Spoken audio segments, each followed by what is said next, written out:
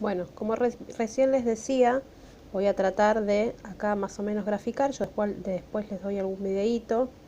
Si yo pienso que esto es una célula, ¿sí? Eucariota con su núcleo, esto que yo veo acá es la membrana plasmática, ¿verdad? Todo lo que está rodeando a la célula. Esto que está acá es el citoplasma, ¿sí? Muy bien. La membrana plasmática, si yo corto un pedacito, ¿sí? Si quiero ver solamente este fragmento, lo voy a poner en un microscopio electrónico y lo que voy a hacer es observar. Y voy a ver unas estructuras que yo siempre digo que son un globito con dos colas. Ya me van a hacerlo escuchar o lo van a escuchar en mí en los años siguientes, en tercero, en cuarto, el famoso globito con dos colas, que son los fosfolípidos. ¿Sí? Son estas estructuras. Ahora después las vamos a ampliar un poco más. A un lado y a otro de la membrana voy fabricándola. ¿Sí? Muy bien. Esto que está acá, ¿sí? Esto que está acá es la parte extracelular. Y esta que está acá es la intracelular. Acuérdense que estoy yo cortando solo un pedacito. Esta sería la parte intracelular y esta sería la parte extracelular. Muy bien. Vamos a continuar. Así la membrana plasmática se va armando de fosfolípidos y de tanto en tanto hay una gran membrana, una gran proteína que atraviesa la membrana y siguen los fosfolípidos. Los fosfolípidos, los fosfolípidos, los fosfolípidos. Bueno, ya vimos que la membrana está formada por proteínas, las cabecitas de los fosfolípidos son proteínas, este es otro tipo de proteínas. También puede haber, ¿sí?, a modo de señales como antenas, estas son de hidratos de carbono o carbohidratos o azúcares. La parte que indica hacia adentro de la membrana, esta sería la parte de adentro de la membrana, es de lípidos o grasas. Los lípidos son grasas. Y las cabecitas son proteínas. Es decir, su naturaleza es proteica. Como verán, la biología molecular de la membrana plasmática es muy variada. Como verán, tengo proteínas, tengo lípidos, tengo hidratos de carbono o azúcares. Entonces, si a mí me preguntaran, ¿cuál es la composición química de la membrana plasmática? Y ustedes deberían responder que tiene muchas biomoléculas esenciales de todos los seres vivos, como son las proteínas, los lípidos, los hidratos de carbono. Bueno, si yo agrando un fosfolípido, ¿sí?, vamos a ver varias cositas. La cabeza es de proteínas, dijimos. Soy muy repetitiva para que les entre bien el concepto. Las dos colitas son lípidos. Incluso acá en la unión entre la colita y la cabeza hay otro tipo de lípido, ¿sí? Hay ácidos grasos y glicerol, es lo que se llaman lípidos. Bueno, ¿por qué les vuelvo a dibujar un fosfolípido? Porque tiene una característica muy importante y van a entender por qué cuando vean transporte en la membrana es tan importante. Las proteínas se comportan de manera hidrofílica. Ustedes piensen que todas las células están embebidas en agua, ¿sí? La parte de afuera de la célula y la parte de adentro de la célula está formada por proteínas. ¿Por qué? Porque las proteínas son hidrofílicas. ¿Qué significa que son hidrofílicas? La palabra hidro viene de agua y fílica viene de feeling, de sentimiento, de amor, ¿sí? Es decir, las proteínas son amorosas con el agua, es decir, les gusta estar en el agua, mientras que los lípidos son hidrofóbicos, es decir, le escapan del agua. Hidro, de agua, fóbica, de miedo. Es decir, cuando yo pienso por qué las colitas están metidas para adentro en esta parte y metidas para adentro de este lado, bueno, es justamente porque los lípidos repelen el agua. Si no, piensen cuando en agua echamos aceite. ¿Yo lo puedo mezclar? ¿Lo puedo emulsionar en agua? No, no puedo, porque lo dejo un rato y otra vez se forman las gotitas o esa subdivisión que existe en un vaso con agua, ¿sí? Acá tenemos el agua y acá el aceite, no se mezclan, ¿sí? Si pensamos en las aguas micelares están formadas de fosfolípidos. ¿Vieron cuando más las chicas que los chicos no los veo usando aguas micelares, pero puede ser, ¿sí? Que ustedes compran la botellita y viene el agua, ¿sí? Y acá arriba suspendido un aceite. No es aceite de cocina, ¿sí? Es un aceite que tiene, bueno, minerales, tiene rico olor y otras cuestiones. Pero esta agua micelar funciona, ¿sí? De manera tal que sirve para hidratar la piel. Tiene aceites que hacen hidratar la piel. ¿Qué es lo que pasa acá arriba? ¿Por qué el aceite ese no se mezcla con el agua? Llama algo que nosotros conocemos como micela. Una micela es una estructura donde los fosfolípidos se repliegan hacia adentro. ¿Sí? Ahí no la estaba mirando, lo miro a través del celular y hago cualquier cosa. Bueno, esto es lo que llamamos la gotita de grasa, ¿sí? Una gotita de aceite en agua forma una micela, donde la parte de adentro se esconde porque le tiene miedo al agua, es hidrofóbica, y las de afuera, no, machas totales, se rebancan el agua, entonces quedan hacia afuera. Como verán, la membrana plasmática tiene características importantes y le damos mucha importancia porque a través de la membrana plasmática se transportan las sustancias más preciadas para todos los seres vivos, que son los nutrientes, ¿sí? Si yo me pongo a pensar cómo se transportan esas sustancias a través de la membrana, tengo que pensar en, por ejemplo, de la manera que más provechosa sea para la célula.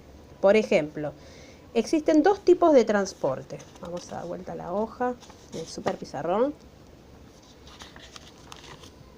Cómo extraño el pizarrón, ¿eh?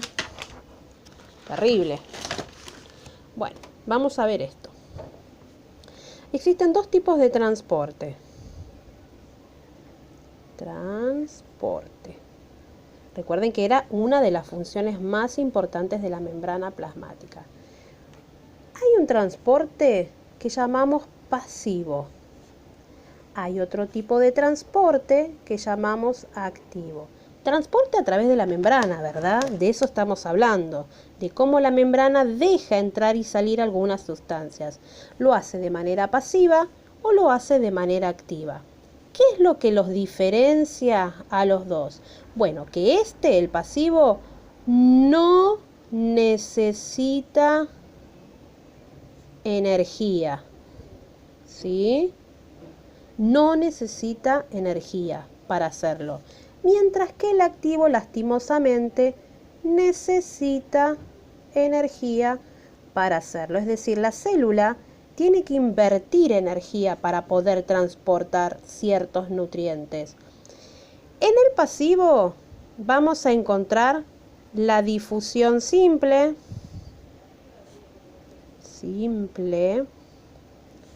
la difusión facilitada, recuerden que no puedo escribir y hablar al mismo tiempo, y la ósmosis, que es un tipo de difusión simple, pero la destacamos porque solo sirve para transportar agua. En el activo tenemos otros dos transportes, o solamente les vamos a dar dos, ¿sí? Uno es el transporte por bombas. La más conocida es la bomba de sodio-potasio. Sodio-potasio. Como verán, sirve para transportar o sodio o potasio, ¿sí? Son dos nutrientes que la célula necesita sí o sí. Ya vamos a ver por qué. Y otra es movilizando la membrana, que es el famoso transporte en masa. ¿Cuáles son las particularidades de este tipo de transporte? Bueno, la difusión simple sirve para transportar algunos iones, ¿sí? No necesita energía porque miren lo que pasa. Esta es la membrana. Chiqui, chiqui, chiqui. Entran por entre medio de los fosfolípidos. ¿Cuáles son los nutrientes que pueden escurrirse tan fácilmente a través de esta membrana? El oxígeno. Es decir, todos los gases pueden atravesar la membrana y si no necesito el de salida es el dióxido de carbono.